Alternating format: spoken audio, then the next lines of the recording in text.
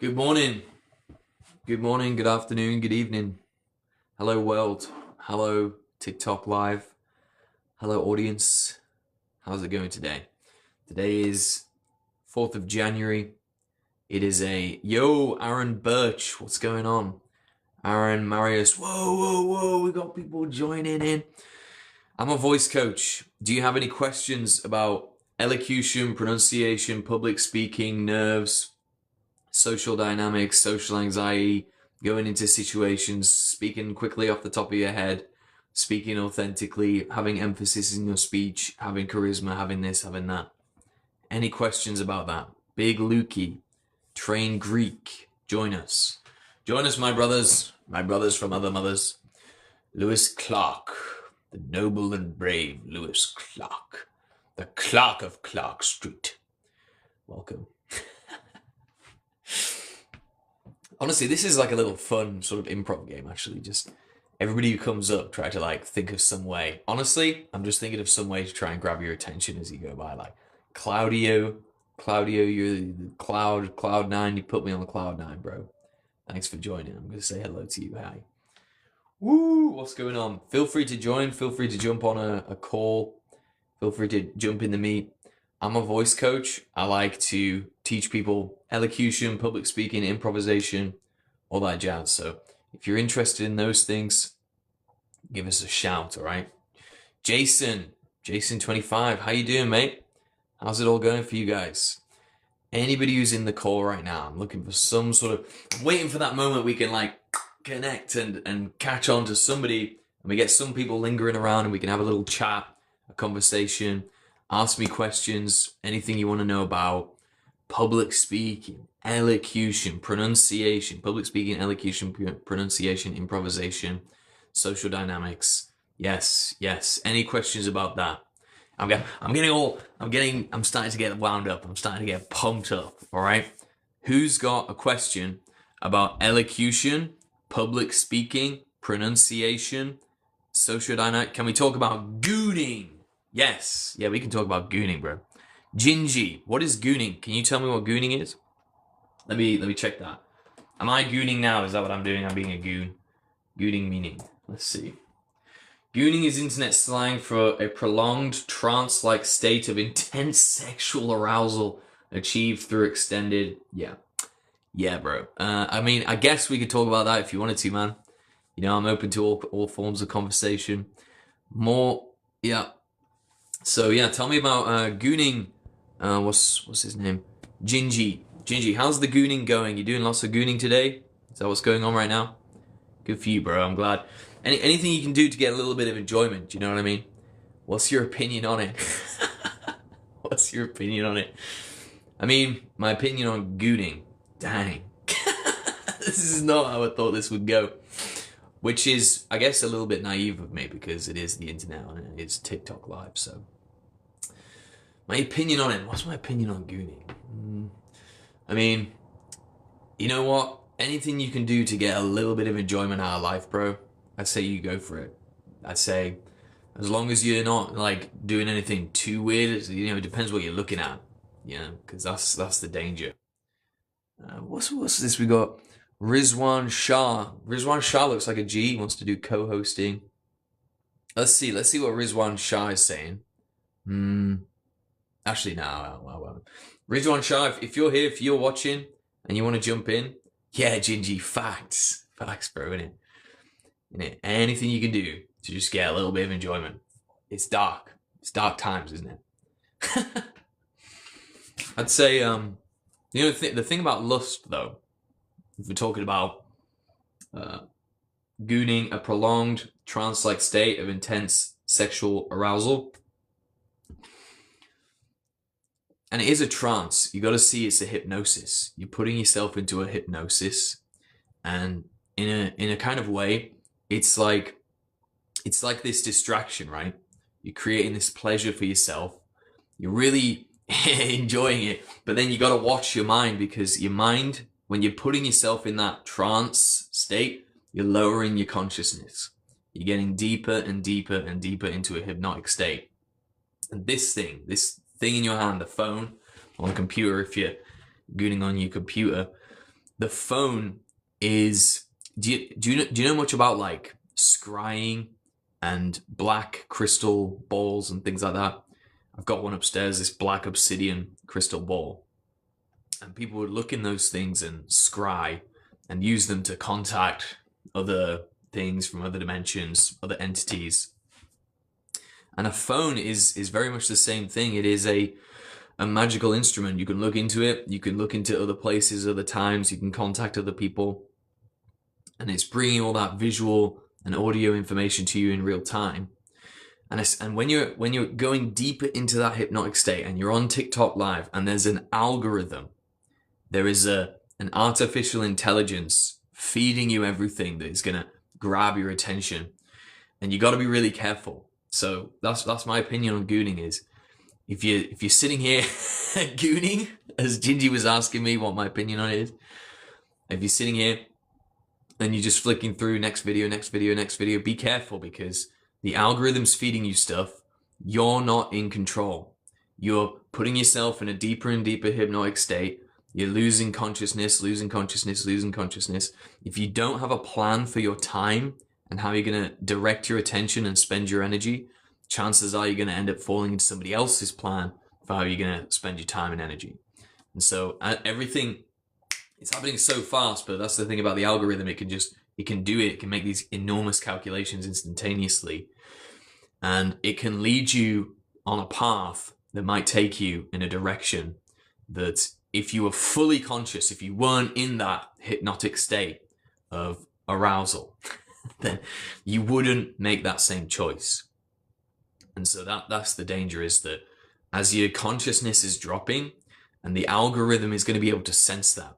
It can sense things like how long you spend on the video, how quickly you're flitting between things. Not only that, but phone screens. Like, I've got a Google Pixel 6 phone, and honestly, it's kind of scary, because I know that they can track things like the pressure that you apply to the screen. So they can even feel like how fast and how hard you're tapping the screen. So if you're in that lowered conscious state, Gingy, are you still here? You still around? You still watching? Check in with us, Gingy, if you are still watching.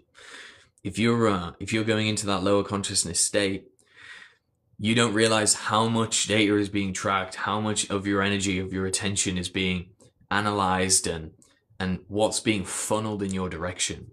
So that's my opinion on gooning, Gingy, is that you want to be very careful doing that, especially on an app and on a device that is tracking everything you do, that has other people have their goals, which is basically to get you to spend as much time as possible on this app. And the best way to do that is to reach through your neocortex, through the emotional centers of your brain, down into the reptilian part of your brain, right the way down into your brainstem, and through the nervous system into the rest of your body, and to tap into those lower order emotions and functions of the brain, survival, reproduction. I mean, that's what we're talking about, right? If you're talking about so we've got a couple of folks here watching. So yeah, we got Timmy, and there's a lovely chap with looks like a Santa hat. So thanks for sticking around. If you have any questions, just shout something out. I was asked a very specific question, so that's why I'm on this weird sort of topic, this tangent right now. And obviously someone's like goofing around with me. They've asked me what my opinion of gooning is. So I had to look it up to see what it was. So I'm talking about that right now. And I'm saying that, if you can get enjoyment out of life, any way you can, it's a dark, cold world out there. I think you should go for it. But as you're doing so, your consciousness is slipping, and it's going to make you prone to attacks. You're going to become more vulnerable to infiltration through your mind. And that's to bring it back to my topic, my original topic. So I'm a public speaking coach. I teach elocution, pronunciation, social dynamics. I help people overcome their social anxiety. I help people think quickly off the top of their head and come up with stuff to say, speak with impact, speak in a way that engages people, to communicate. And yeah, so this is really fun, actually. It's a fun little test. People throw these subjects at me, and I can just grab whatever it is and try and make it relevant to the topic, because so much will link into communication. It's one of those infinite things, to be honest. It's something that just goes on and on. And no matter what skill you have, you could be the most skilled person in whatever field you're in. You could be like a skilled coder, a skilled engineer, a skilled chef, a skilled teacher, a skilled whatever. No matter what you do, if you take this communication skill and you tack it onto that, freedom, instant freedom.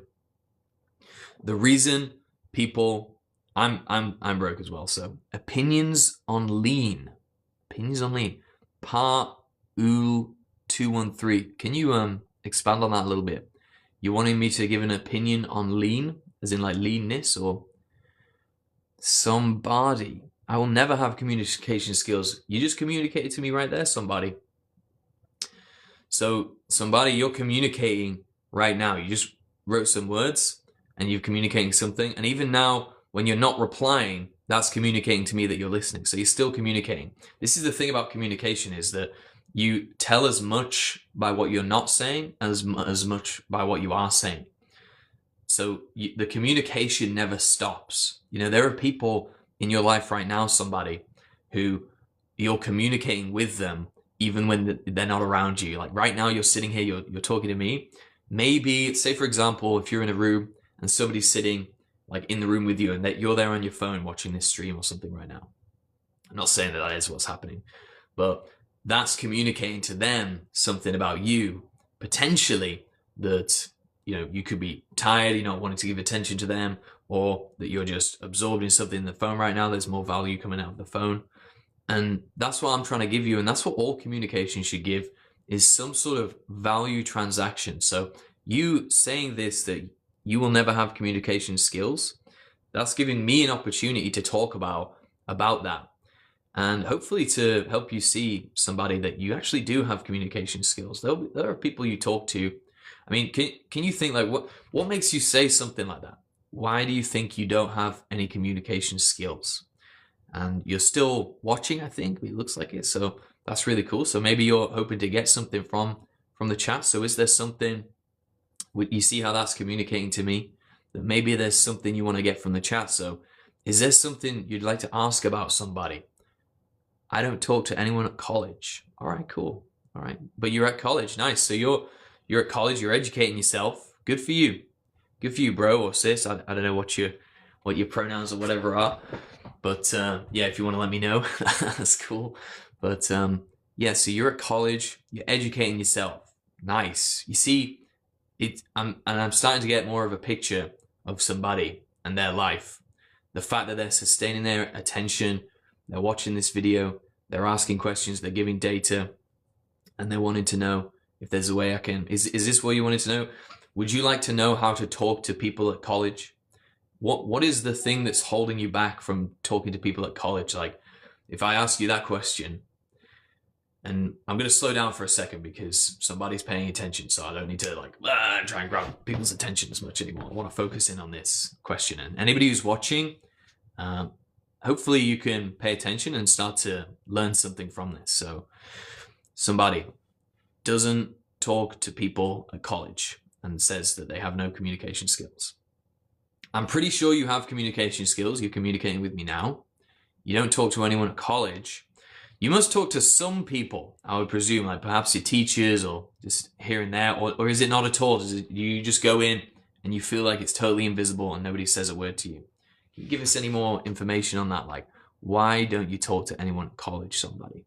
Is there some reason like you are worried about the way they're going to perceive you, or it just never feels? Because this is one reason I think people don't interact, is they can never find the opening. They can never find an opportunity. It always feels like you'll be sitting around people and everyone can be talking, and it feels like if you just speak up and say something, it's going to like fall flat, and it's going to, do you know what I mean? Is that what it is? You can't find like a way to open a conversation?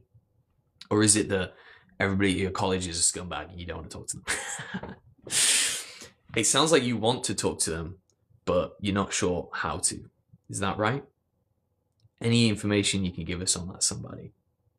And I want to just appreciate somebody right now because they're engaging and they're offering something for me to work with and to help them with. So people talk to me but I don't talk to them back. All right, cool. And so what kinds of things are they saying to you? And could you give like an example, and or maybe like talk about why you don't want to talk back to them? Because if someone's talking to you, that's showing an interest. And typically one thing I would just do in general is anytime somebody gives energy to me, just as a rule, whatever energy they give to you, I'll try to serve it back. No matter how I feel, no matter what I'm thinking about. Oh, Braid Sugden, what's up, my G? Yo, yo, yo, Braid. You Braid a wave. I'm talking to somebody about, they want to talk to people at college. Sounds like, do you want to talk to them? You don't talk to them back. Would you like to be able to talk to them? What is it that's stopping you from applying back? You're shy. All right, nice. So shyness, when you feel shyness, somebody, if you look in the feeling, there's like a sort of nervous energy, and it can manifest as tension. But what it is, you want to look at that energy like it's a neutral energy, and I just want you to call it energy, full stop. What changes the quality of the energy is the mind and the way we're perceiving. Braid Sugden first like, thank you, my G. What changes the energy is the mind and the way we're perceiving that energy. The energy is like something spiritual. It's like something right down deep at the core of your being. I always look at my solar plexus. It's like the center of your body. Do you feel it in there? Is it like you feel it in your breath, somebody, the tension? Because that's where I'll typically find it. And I want you to look at that energy like it's a neutral energy. And the way your mind is interpreting the situation is going to give a quality to that energy. So if you are interpreting things negatively, if you have a negative sort of wiring because of past experiences, and usually it's all to do with past, and also the way we think about the future, which is something we've done in our past. So past experiences can write this sort of code, the software of our mind, so that when we get this energy, which might actually be excitement, nervousness and excitement can be like right there next to each other. And there's just this hairline difference between the two. So if you recontextualize that energy, and by the way, and this is an annoying thing that people do, but I really do believe there's something in this. And it's kind of the key to hacking that mindset and being able to break from that coding, that program that's running, and qualifying and identifying that energy and giving this negative quality, is that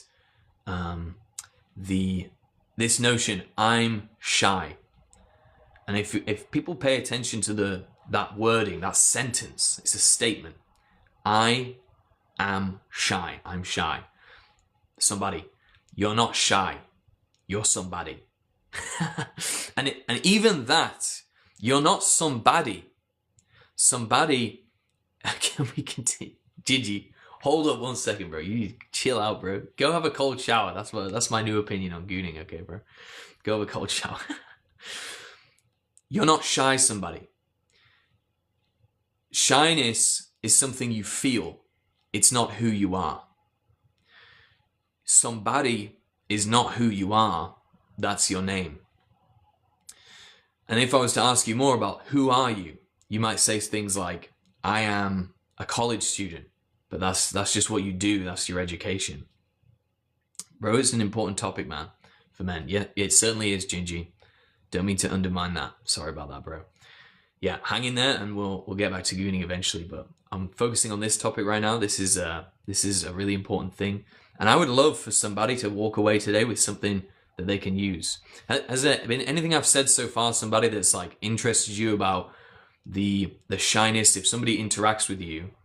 Because what I would do is, if somebody's giving me energy, like they might just ask a question like, how you doing? They're sending me like a little bit of energy. If they're like, hey, how's it going? Then it's like a bit more energy. And I would return it. I'm doing great, thank you. How are you doing? Or like, I'm stressed out. I'm stressed out with the work and whatever. I just nod. All right, nice. That's something. You're sending something back, okay? So if you're just nodding, I would assume that there's actually a desire to actually contact back, because you're not just completely blanking, right? So if you were somebody, how about this? If you weren't somebody, and this is what I'm getting at, is that you're not somebody, you're not shy, you're not a college student, you're not this. Those are all things that you do and engage with, but they're not who you are. So if we didn't know who we were, we could be anybody, right? If we could be anybody, who would you like to be, and how would you like to respond to that interaction when somebody at college speaks to you and you just nod back at them? How would you prefer to react? How would you prefer to react? And what would you need to believe to be true in order to justify that reaction and for that reaction to make sense when you communicate back to them? How would you like to respond, somebody, if you could, if you didn't feel any shyness or nervousness or anything like that whatsoever? Is that what you would like? You would like to not feel the shyness, the nervousness? Because that is a feeling, it's not who you are.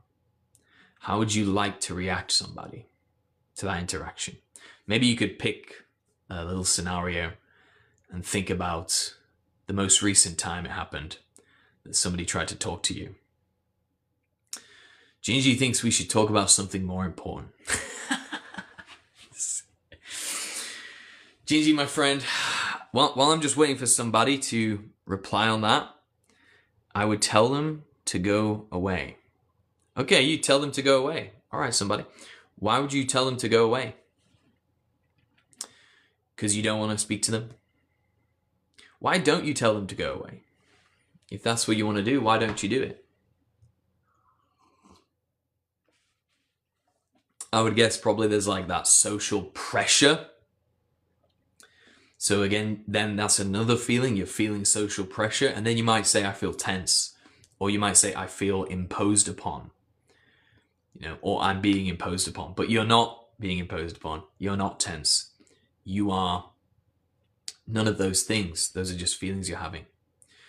I think somebody is a goon. That's why. Okay. That's your opinion, Gingy. Yeah. What I was going to say about Gingy, something about demons, not saying Gingy is a demon, but something about demons is the more you engage with them, whether you resist them or whether you engage with them in a good way, they tend to feed on that energy and they tend to get stronger, and it's almost like a drug to them. Is that how it feels right now, Gingy? Every time I say your name and I reply to you, do you get like a buzz of energy? Is it feeding you? You're being serious though. I'm being serious though. See, we are all making these linguistic errors. And it's like a figure of speech. You could say I'm this or I'm that. I'm being serious. It's like a figure of speech, and I get what you mean, kind of, but you're also trapping yourself in that language. You're not being serious. You might feel an element of seriousness, or like what you're talking about is very valuable and needs a lot of attention. I don't think you really do. But but you're telling me actually you're communicating, you've got a nice sense of humor, so I respect that about you, Gingy. It is. And somebody, why don't you tell them to go away? Why don't you just say, go away, please? I don't want to talk. Can you leave me alone? Why don't you do that? Is it because of the social pressure? Is it because you feel like if I did that, then it would make things awkward? Every time I go into class, now there's going to be awkwardness and tension. There's two realms, I call it two worlds. You've got people will judge me if I said that. Okay. And what would be wrong with them judging you? What problem does that lead to that you're trying to avoid?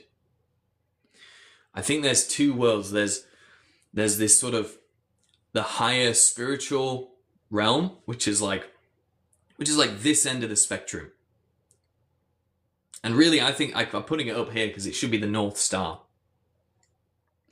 And then there's this other side of the spectrum, which is more like the physical realm. You've got the realm of cause and effect, and then we've got the realm of, I mean, it goes like beyond description. I'd call it like Tao. If you ever listen to the Tao Te Ching, going with the flow, because from that higher spiritual perspective, if that's what you wanted somebody, if you wanted them to go away, but you didn't want them to judge you, but it's like, why don't you want them to judge you? Why are you trying to avoid that?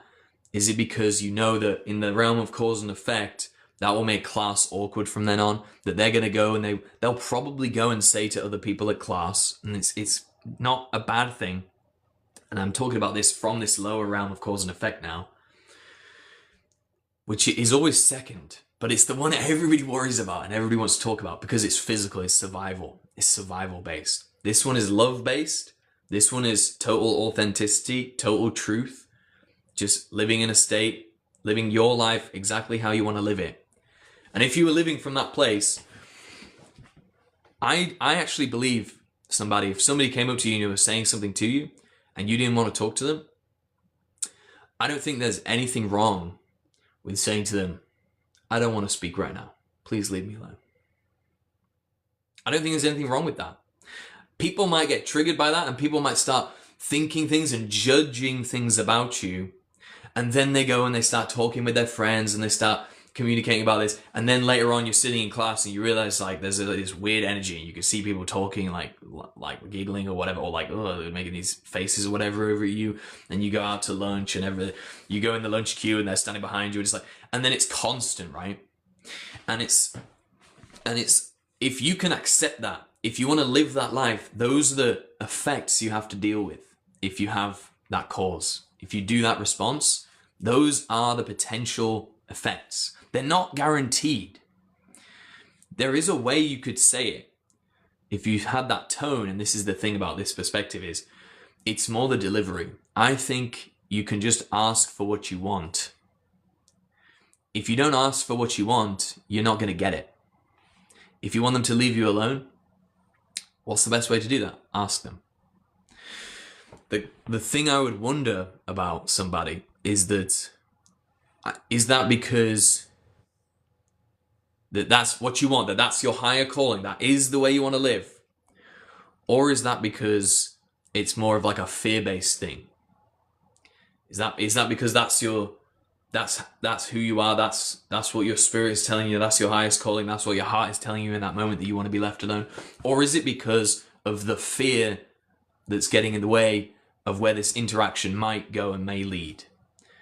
And if you look at that moment where you say they come up to you and they talk to you and you want them to leave you alone, he's worried. Gingy thinks that you're worried about being judged. And that would make sense because you did say that. Yeah, worried about opinions of him. Yeah, let's go. What was it?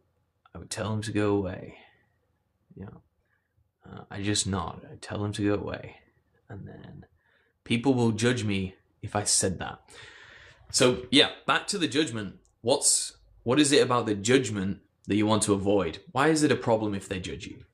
Because I'm making all these assumptions just because you don't want the awkward energy in class, but that might not be it. So what is it about the judgment that bothers you, somebody? Why do you not want them to judge you? There are things we can control, like exactly, he should value himself. Right. Gingy's getting it. See, I knew Gingy wasn't bad. I knew Gingy was paying attention. And it's like, yeah, because yeah, it's so interesting actually, isn't it? Because I'm just reading words off a screen. I don't know you guys or girls. If we were in a room together and I could see you and I could hear your tone of voice when you're saying these things, that would give me a lot more information. But I'm just going off the things I'm reading and the things I'm not reading. I'm noticing somebody, you haven't replied for a little bit. You're not answering the question, why do you want to avoid the judgment? Not judging you for not answering that yet, just pointing out that it hasn't happened yet. And I'd like an answer to that because I think it is important. And Gingy can sense that. And I think actually both Gingy and I, we want to know we can talk to you and help you with that, because we want you to value yourself. And I don't want you to feel like this is what I do for my work. I don't want people to feel like they're trapped in a state where they would actually, deep down, they would like to interact with people. And this is another layer to it, is that deep down, somebody, you might be saying on the surface of it, I don't want to talk to them. No, I just the judgment. It's just annoying. But deep down, you might actually want to interact. You might actually want to be able to just not worry about people judging you, not worry about how they're going to respond. If you just say to them, I want to be left alone, thanks. And then the next day you might come in and be like, yeah, I want to talk to you now. Because human beings, we're social creatures. It's like this weird, brutal kind of like catch-22 we have being human beings existing in this world, in this earthly realm, is that we can't really get on just by ourselves. Like we could survive on that physical level. But I think if it was like that movie, what's it called? With Will Smith, that one. He's like the last man on earth. I Am Legend. Do you know when he goes in the shop? Honestly, somebody, this is what I see in you. I see you going in the store. Something of this energy is something from this. And I don't want to like judge you on this or anything, because we've all been there. And I think everybody deals with this every day. No matter how confident, no matter how happy, how fulfilled somebody may seem on the surface, without this human interaction, we tend to stagnate. Our minds, we need to be around other people. Even the digital, just being able to watch people on video and listen to this, it's not the same as being around another human being and standing in their presence. Cody's joined. What's up, Cody? Good to see you. My soul sister from another mister, or brother from another mother. Whatever your pronouns are, Cody. Respect to you. Thanks for joining. And yeah, we're just talking about right now. I'm going to get back to this in a second, somebody. Really intelligent person has just joined, Cody. Hope you're well. Very well. Thank you, Cody. Enjoying this lovely, what is it, Sunday morning. Sunday morning. Who doesn't love a Sunday morning? What are you up to today, Cody? We were talking about, maybe you could jump on and offer some, if you wanted to, you could jump on, offer some thoughts. Cody and Gingy's following this as well. We got a little sesh going right now. Cody, Gingy, and somebody, okay? And anybody else who wants to jump in, we can jump on, we can hop in, we can talk about it. I love to be able to hear your guys' voices and speak about this, because somebody was saying that they don't talk to people much, something like that. And at college, they don't talk to people at college because they're shy. When people talk to them, they just nod, and because they feel shy, and they want to tell them to go away because they don't want to be judged by them. But when you say it's like you don't talk to them because you're shy, but you want to tell them to go away because you don't want to be judged, that really does sound to me like you actually do want to talk to them. You actually do want to communicate with them. That can come from a fear of rejection, right? Exactly. See, Cody knows. Cody's straight on the money. She can tap in and go right to the source of this. Somebody, are you still there? You still listening? I think you are. Somebody. Actually, I don't know anymore. I haven't heard from somebody in a little bit. But could you? Oh, he's left. Gingy knows. Okay, so we got Gingy and Cody. Thanks, Gingy. Thanks for pointing that out. All right, so I'll stop talking to somebody. But that's a little interesting demonstration right there. Oh, somebody's still here. Yo, still here. Where you been? Okay, so somebody, question for you. Is Cody right? What do you think of what Cody's saying there? That can come from a fear of rejection. Is that what it is, somebody? Is it like a fear of rejection that you've got? Would you actually like to talk to them if you knew that they would accept you for whatever it is you could say? I'd like to have a little more data from you, somebody.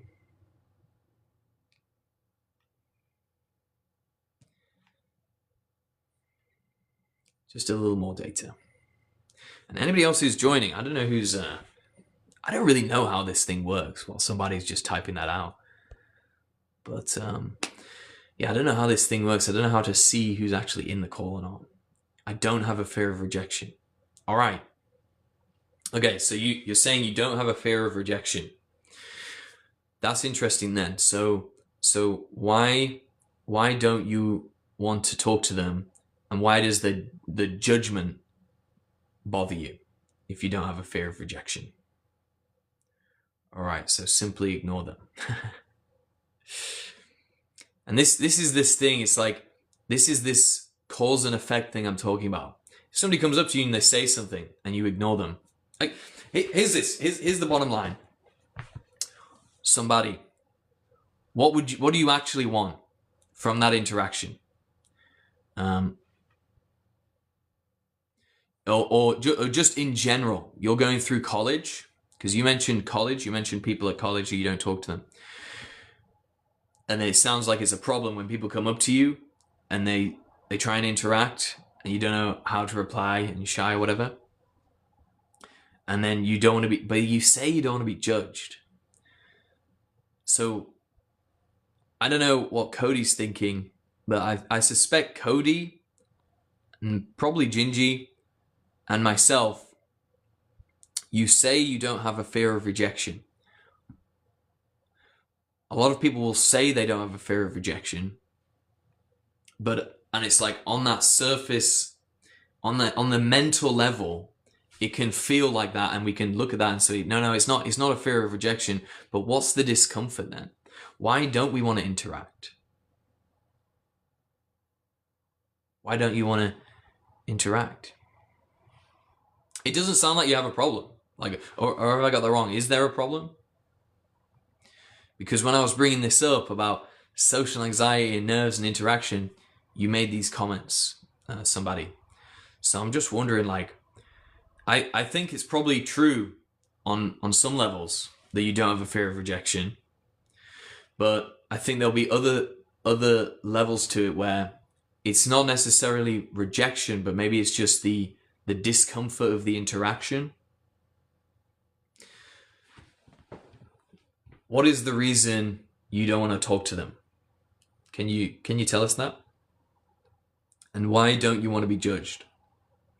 Can we talk about the political and economical state of the world right now?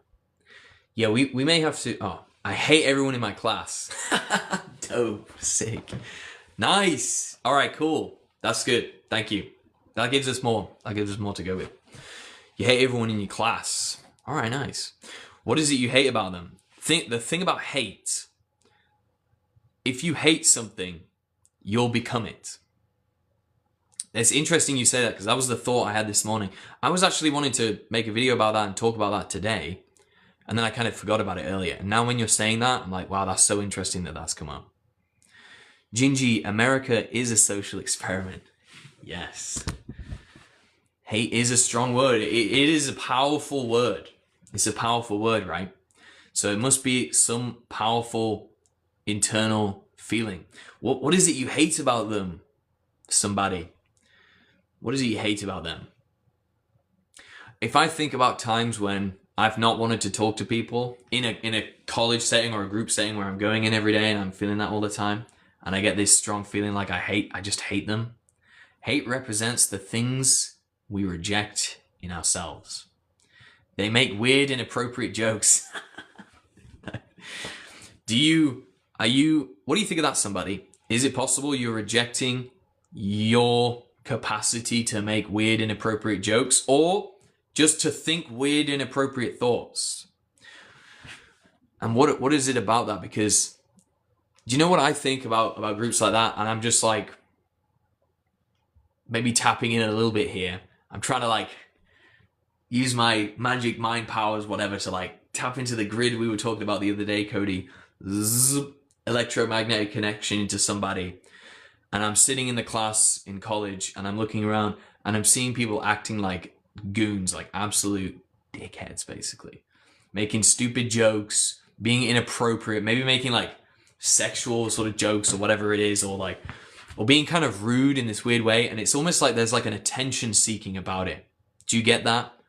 Somebody, is it when they're doing that you're thinking they're just attention seeking and they're just trying to build their egos, and they're like, and people are laughing and like, and they're all doing this, and it's like, but it's not funny though. It's just kind of dumb. And how about this? Every day when you come in, is it this? Do they make the same jokes over and over and over again? Because I can think of a time when I was in a class. Yeah, let's just see. Sorry, before I get onto that, let's catch up on some of this stuff here in the comments. For real, but IG, the good thing is capturing Venezuela's president. That's what Gingy's saying. Gingy, it's the only positive to come from this whole thing. Capturing Venezuela's president is the only positive to come from this whole thing. Goons. Gingy Goons, hate is rejecting energy we see within ourselves or how we used to be. Wow, that's interesting. They probably talk behind my back. Cody, the liberation of people. Nice. Yeah, we want to liberate people. We want to free them, ideally. Haters are... Yeah, this... Now we're getting somewhere. So, hate is rejecting energy we see within ourselves or how we used to be. Somebody, when you see people acting like that, was there ever a time, maybe in primary school or like when you were younger, where maybe you were a little bit more like that, but then you sort of grew up and matured a bit more, and now you're listening to the jokes and stuff they're making, and you just like, it's just kind of silly and vacuous and attention seeking? Somebody, fear of being judged is valid. Yeah. Yeah, fear of being judged is valid. Why is it valid, Cody? Why is it valid to fear being judged? When I hear that, I think it's perfectly valid to have a fear of being judged, because negative things can come from that. Awkward tensions, awkward things. They're talking about you behind your back. They probably talk about me behind my back. This is a law of the universe. If you're talking about people behind their back, that's gossip. If you're gossiping about people behind their back, what that can end up doing is it creates this sort of charge of energy. Then when you are around that person, because they're out of ethics, and so they're having this sort of negative charge. So maybe when they're around you, they feel this like tension of your presence, because you might see their inappropriateness. If you're not joining in with their jokes and their this and their that. A guy asked me, do you use a VPN? And is that like a joke or something, or was that just a genuine question? Let me catch up. We're getting some great inputs here. Because yeah, if they're gossiping about you behind your back, then they're out of ethics. Then when they're around you, they're going to feel this awkwardness around you, and they could end up blaming you for it. And then, and also if you're not joining in their jokes and their inappropriateness, and if they're like being out of order and just doing this attention-seeking ego validation thing, and you're seeing that and you're not joining in with that, they're going to try and get you to join in with it. And they might start to resent you because you remind them of that higher level consciousness, of that conscience of what's right and wrong, and of that strength of not needing to do all these inappropriate jokes and things to get likes and validation from other people. And maybe you remind them of that. And so maybe that's why when you're around them and they're trying to interact with you, you can feel like a sort of disingenuousness about it. And maybe that's why you want to push them away. What do you think about that, somebody? Do you think potentially that could be the case? Liberation of people. I've got to catch up on some of these things. Gingy, you should think the opposite. It's an innate fear when it comes to being a social being. Yeah. Fear of being judged, absolutely. Because in that evolutional biological sense, in the tribes, if you have negative judgments, that could be the difference between death and life, is having a negative judgment from the rest of the tribe. They could push you out, you don't have access to resources and help, and you can die. So biologically, we still have this instinct in us, even if now today in our society, and this is the great thing, is that you don't actually need to rely on other people for like physical survival, but for emotional and spiritual survival and nourishment, you kind of do. So you're carefree and lower cortisol. Gingy. Yeah, if things are bothering you and causing you stress, it can create that dis-ease, and it can create that disease in you over time. A guy asked me to use VPN, and was that a joke? Somebody, what they judge... Whoa, the messages are coming thick and fast. I'm going to try to catch up. I'm going to stop waffling and just catch up on these messages quick. What they judge you for is what you have, and they don't for whatever reason. Amen. That's it. I know what he means, because maybe you don't need to do those inappropriate jokes to feel like a somebody. That's it, to feel like a somebody. Oh, that's bordering on incel behavior from your classmates. The VPN thing. Do you use a VPN? What am I not getting about that? Because that sounds like a technological question to me. Do you use a VPN, meaning incel joke? I'm out the zeitgeist. It's a way to hide your online identity, which would be very wise to do. He's talking about the importance of gooning. Back to the gooning. Gingy, did you take a cold shower yet? Come on, bro. Take that cold shower. The question, do you use a VPN, meaning incel joke? He's asking for the meaning behind a specific cultural reference or joke connecting the use of VPN to the incel subculture. The search results do not provide a direct... Somebody, what do you take that to mean when they ask you that? What do you understand that to mean? Cody says, the inappropriate jokes mixed with a VPN shows their computers need to be checked. Oh, is that what it is? Is that what they're trying to say to you? Somebody that, like, you got some weird stuff on your computer? Is that what they're trying to imply? Because now that's a big difference between, like, now it's really starting to make more sense now if that's the case.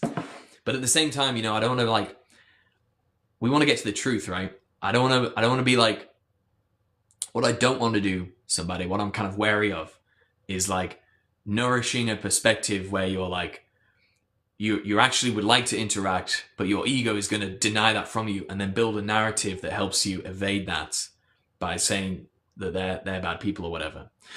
But they might actually be out of ethics, and it is sounding a little bit like that. There's some clues to that, but I don't know. You know, I'm just reading words off the screen here. No, but actually, he means gingy, bro. Come on. I'm not saying that word anymore. I've said it way too many times on this. I want to put this on YouTube. That's the joke. Gingy. Oh, the youth nowadays. Yes. What are they like? Somebody, is this true? So are they out of ethics, somebody? Are they, like, poking fun at you or something? Are they trying to make out like you're, like, some kind of incel or something? Is that what's going on? Because if that's what's going on, great. Then we know.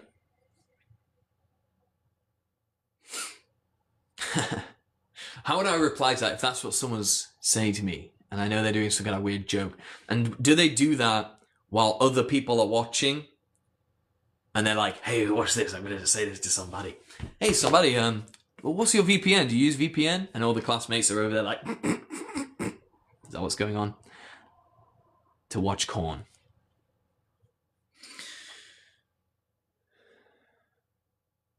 Yeah. Yeah, so that's like an attack, isn't it? They're attacking. You know, like, if you're Neo, have you seen that clip in The Matrix where Agent Smith is, or it's not Agent Smith, it's like the other one, Brown or something. He's like, and Neo's like, okay, and he's dodging the bullets.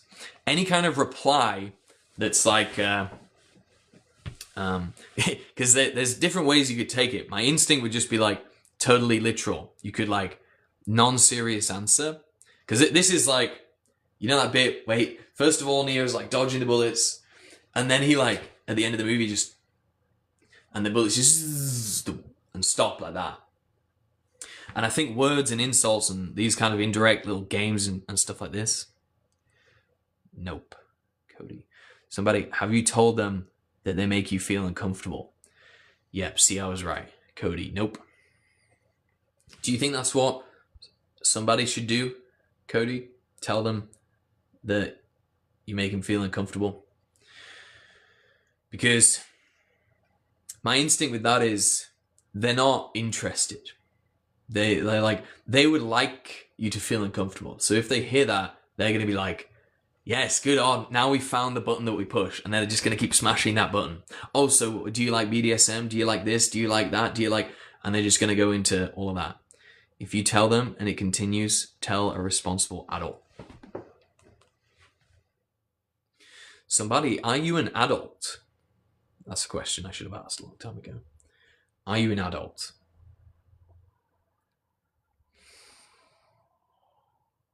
Yeah, in that college setting, if it is like this low-key bullying thing coming around, then it might be worth it to just put that dampener on it. I'm almost an adult. Almost. All right, nice. So now I'm in this difficult situation where I'm like, I don't want to give advice because my instinct, me personally, I wouldn't tell an adult, just being honest. I don't know if that's the right advice or not. And frankly, I don't think I'm qualified to give you advice on like bullying or any of that kind of stuff in college. So I'm just going to speak freely about it. And I'm just going to lead with that I'm not qualified to offer advice or whatever. But I am quite deep on communication. So I would just talk about what I can do. And that's all I can talk about is what I would do. From the limited data that I've got from your situation. And maybe there'll be something in here that can help you, maybe not. Cody seems to think that you should inform a responsible adult. And that may well be the best way. As a parent, I'm telling him exactly what I tell my two, but everyone is different. Okay, so there you go. Cody's a parent. Cody's a mother. And so Cody has a real care for this. You're two. Not just one, two. Okay, so that's what Cody's saying. What would I do in that situation? I'd probably just answer literally when they ask, do you use VPN to watch porn? I'd be like, no, I just do incognito browser.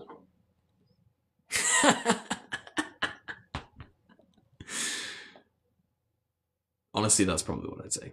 And if they're like, oh, whatever, you just... They're going to do that anyway. Whatever you say, it's like, there's actually two conversations. There's text and there's subtext. The text is, oh, what's the VPN? The subtext is, let's try to get inside somebody's head. You got to look at their intention.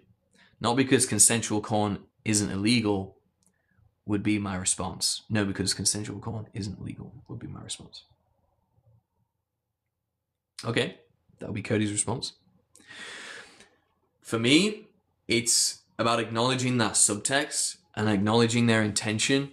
And if their intention is to rile you up and irritate you, and they're doing this indirect attack, it's like, with my response, it would be like, or I'd be like, no, where do I get a VPN? No, do you have a good VPN?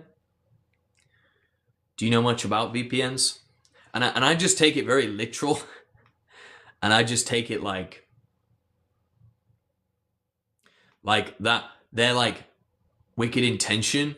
It's like, I think the best armor is to go the sort of high road and don't get drawn into battles.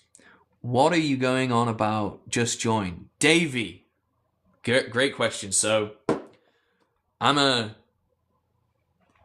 elocution public speaking coach.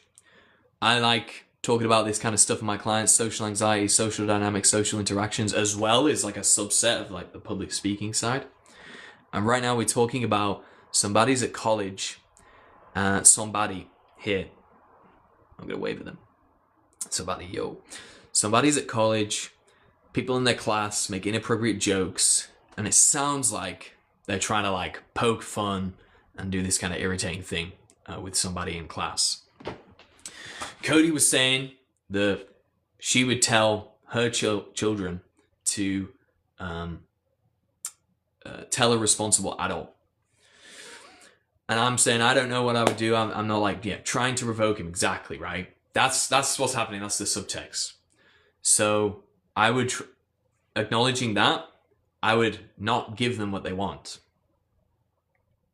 And there's different ways you could handle it. Like, my first instinct would be to just answer really literal when they ask, oh, do you have a VPN to watch porn?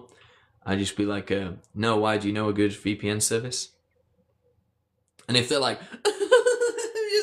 oh yeah, no, I know this one, and they just carry on, it's like, then I might say to them, what are you trying to do right now?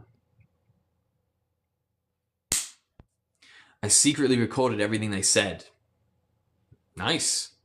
I am actually for that. Record evidence, gather evidence. You could show that to the responsible adult. I'd rather Nord answer that. Yeah, right. Yeah. I like that, the wordplay, NordVPN. The thing is, because the joke, it's like, that could be a way to like, it's like, don't emotionally invest. And I know it's hard to do, but it's like when they're doing that, and again, to go back to Gingy, is Gingy still around? To go back to this idea of hypnosis and going in a trance, when they're doing that, if you start to, why are you doing this? And you're going into the trance. They're trying to suck you into this frame where you're being bullied, where you're vulnerable, where they have the power to control you through your emotions and the things they're saying. And they got no power over you, somebody. All the power they can get from you is that which you agree to give them. Dave's got some responses. I got provoked at school once, so I kicked his head in. Never done it again, to be fair. Honestly, and again, not advice, but I can see where Dave's coming from with that.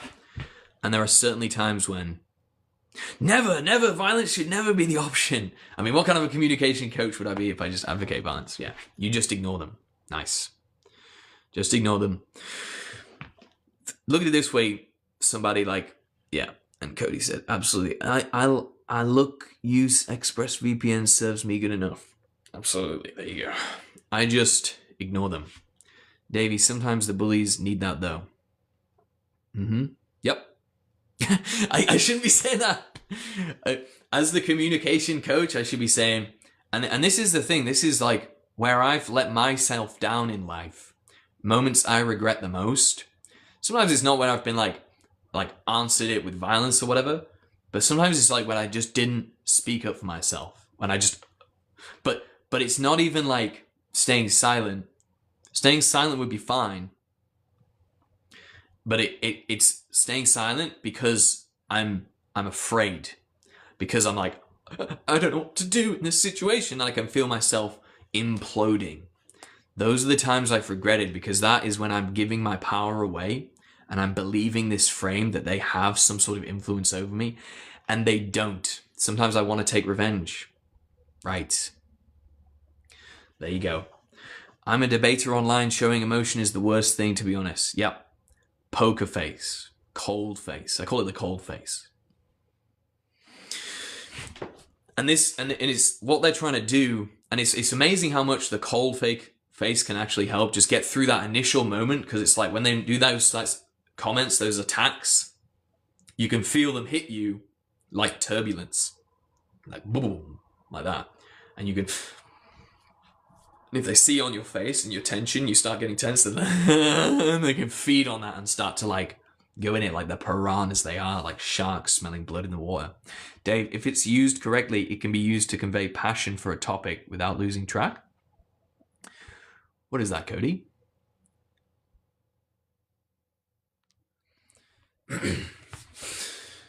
So, yeah, there's different ways of handling it. It's like in the ideal world, it would just go right through you. That word bullet would just pass right through you because it's not a bullet. It's just a noise they make, a vibration that lands on your eardrums. You receive this data in your brain. You compile it, you interpret it, and you're like, oh, they're trying to get a rise out of me. Oh, okay. Good to know. Thank you. Thanks for letting me know that you want to get a rise out of me. That would be like my attitude. That would be the winning attitude. But you don't need to say that. You can just be like... And if that's easiest for you to do, is to just look at them. And what you need to do, more than anything else, is stay present, stay present, stay present. Like the live. Thank you, somebody. Hopefully this is helping. About the emotional parts of us that activate during a debate. Right. It's interesting what you say, Cody. That if it's used correctly, it can be used to convey passion for a topic without losing track. I'd agree with that, yeah. If it's used correctly, it can be used to convey, to send a signal. You can express that, but knowing that their intention is to get me emotionally invested in that situation, in that context that we're talking about, in other contexts, it might work, right? In this context, that's giving them what they want. Because I know their intention is to get that sort of emotional investment and attachment and rise out of me, I would not want to signal that. So I might feel it on my inside, on my spirit, and maybe on a mental level, I might be getting thoughts like this fucking guy, and I want to take revenge on them, and I want to smash them in the face. But on the external, and this emotion, you'll feel it, and it's like anger, especially that feeling of vengeance. It's a storm that rises out of you, rises right up at the bed. You'll feel it coming, and it's so important. It's so important, somebody. In those moments when you feel the anger, is to try to be still. And when you feel that storm rising, let me tell you, evil has been defeated, and it has no power over you unless you want to give it power. And that sounds super religious, but I don't mean it in that sense. What I mean is that you've already defeated evil many times throughout your life. You've overcome your emotions so many times. And here's just another test, another opportunity to learn and feel the weaknesses within you and go, like, what is it? Like, later on, I wouldn't do it then. In the moment, I just focus on not letting that emotion express itself physically and vocally in that moment, but I just see it and just be really present. It's not bottling the emotion. It's not shoving it down and stifling it. There's a distinction here. I'm going to feel it very deeply. And by giving it attention, it's almost like, you have that inner child, and that inner child is like throwing a paddy, right? If as a parent, you start throwing a paddy at them, or going like, you shut up and be quiet, like, it's going to make it so much worse. When that child's throwing that paddy, what they really, really want, what that inner child really, really wants, what your spirit, your heart, your soul wants, is to not feed it. Is to just sit and be present with it, see it throwing that paddy, and to say, I see that you're upset right now, and I understand it's very difficult to control, but I'm going to ask you, is there some way, and is there anything I can do? This is what you're saying to your inner child, to yourself, to that emotion, to help you just come back to equilibrium. And it's in that moment when and all that stuff's going on the outside, they cannot touch you on the inside, somebody. They can only get power from you, and that's what they're trying to do. They're trying to trick you and convince you into giving that power away to them. And so in those moments, I would just try and be very still, and I see that anger, and quite often, as soon as you put attention on it, it will start to peak and then wane because you're giving it attention. You're going, I see what's happening. I see the emotion rising. I'm seeing the energy building, and I'm seeing and if you knew this, right, that you are feeding that. And it's, if you can become conscious of the things you're believing, like why you would need to be angry. Some part of you actually believes that's the best response, because some part of you in the past, perhaps it aided your survival in the past to get angry and freak out, to make those people get away from you. But in this situation, it's so brutal. And you're going to get this your entire life. Like, no matter where you go, in a job, in other social interactions, there's going to be moments like this where people are going to be pushing and prodding. They want to make you angry because that's how they can control you.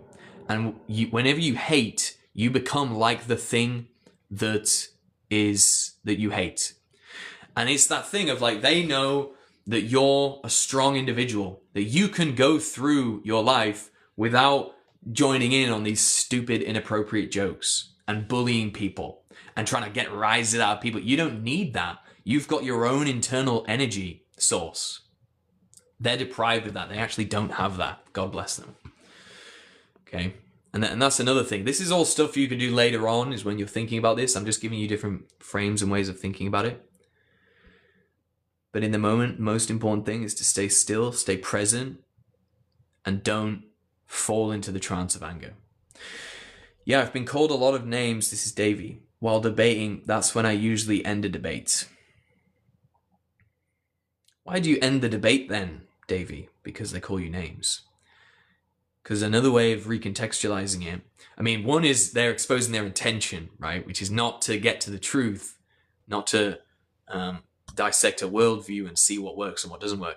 They're exposing their true intention, which is to try to shut you down. It's ego and control.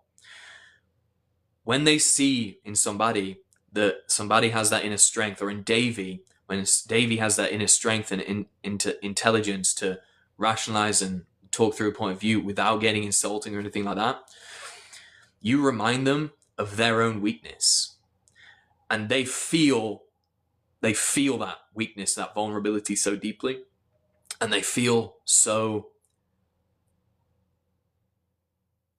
what's the word? They feel so ashamed. And then, they feel so ashamed. And people try to make, without realizing it, we try and make other people feel the way we're feeling. And so when they do this, you're this, you're that, they call you names, and they try and do these like little attacks. You want to use a VPN to watch your... They're trying to make you feel ashamed because that's how they feel. It's like this weird, it's like, it is this inversion spirit. It is a demonic activity. It's like a satanic energy. And they can't control it. What it is evil. And it's not them. It's the evil in them. When their goal is to hurt, I triple it and pass it to that person with observations of themselves. Yeah, you can just make observations. You can say, it looks like you're trying to make me annoyed right now. It looks like you need the anger of other people to feel important. Is that right? You can say that to them, somebody. May I ask what kind of debates you do, Davey? We can be energy generators, projectors, or a broken circuit which hurts ourselves when internalizing. Boom! Cody, mic drop. Yes, energy generators, projectors, which is what they're doing in that interaction, or a broken circuit. That's what they're trying to turn you into, just like them. They're trying to make you them. Laugh in their faces. Laugh in the face of evil. It generates happiness within yourself. You associate people's prodding with your happiness. They're addicts. So sad. Most people who debate against human rights are full of hate anyway. Most people who debate. don't know if that's true. Could be, couldn't it? I mean, I've got a weird legal... I agree with what you're saying. I'm pretty sure I'm in agreement with what Cody's saying, what Cody's referring to. But I think human rights in a legal term, because I think like this, all this legal stuff. Hatred is shame usually. Yep. Yeah. Yep. Hatred is evil. Hatred's a poison. And when evil is imposed upon us, in order to, we have two choices. One, we either give into it, and in some situations, you have to give into it. You know, or it will seem like you have to give into it. Like, it might be to your benefit. Like, if we take an extreme situation, like, I don't know, like a bully's cornered you in school. What is this live about?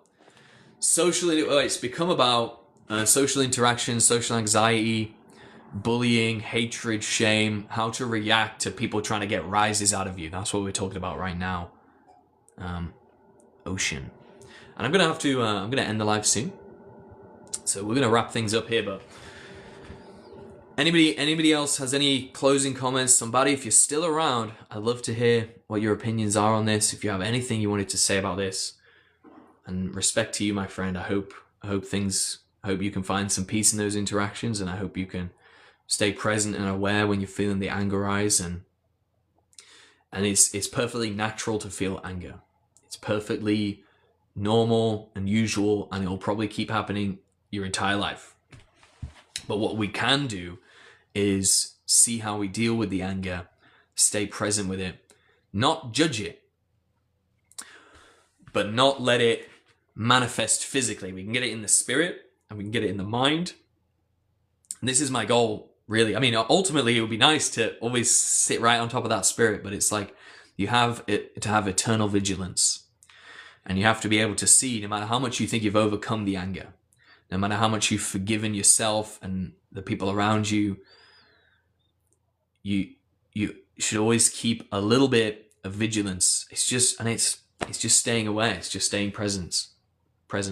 The more aware and present you are, none of these things, fear, anger, loathing, vengeance, none of these things can survive in the light of presence very long.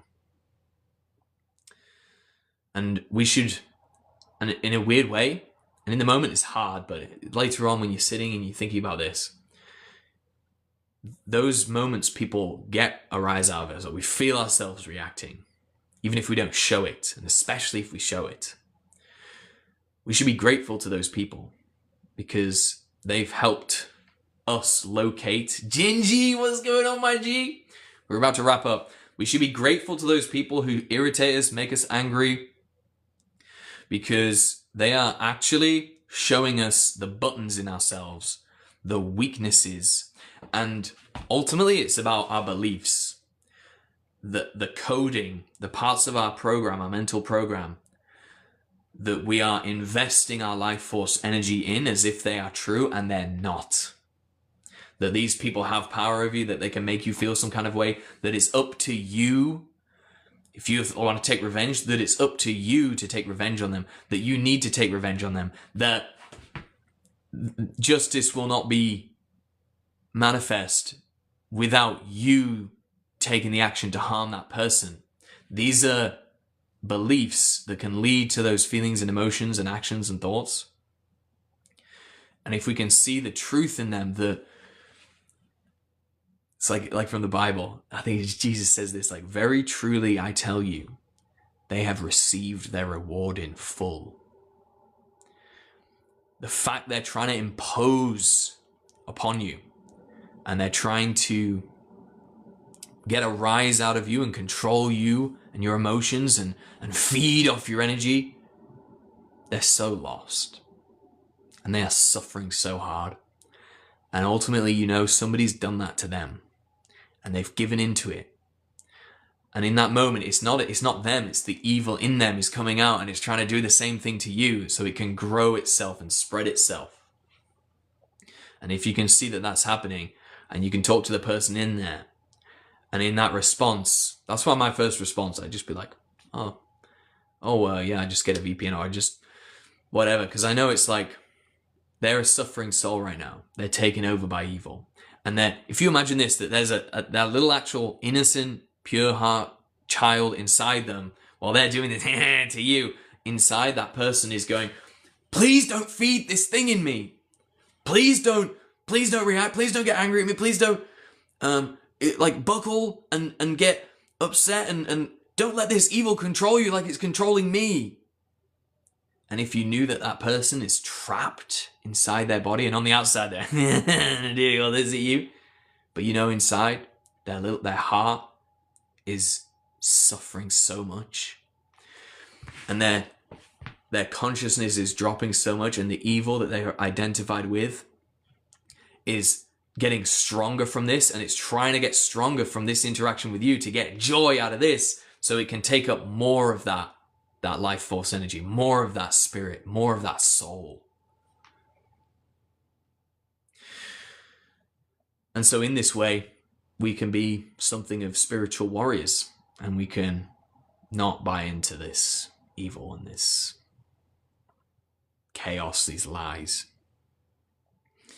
And we cannot let it affect us. And if you have that sort of empathy, just that by itself can go a long way. When people are trying to get that rise out of you, can go a long way to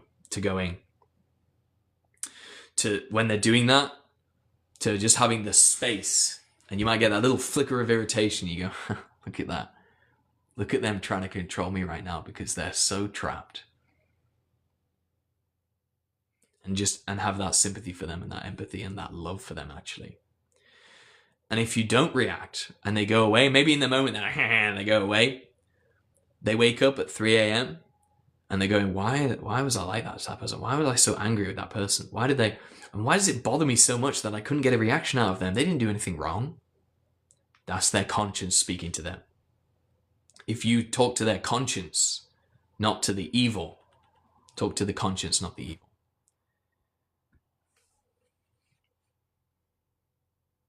Then you can stay clean and keep your stuff locked down. And you might actually save them as well. That's it. We're going to end the live. We've been talking for a little while. Thank you so much to everyone who watched. Peace and love. Any other comments before we go? Am I on my own right now? Did everybody leave? I think maybe people left. We got places to go. Catch you guys later. Peace. I'm going to try and end this. Bye, Pigeon. Catch you later.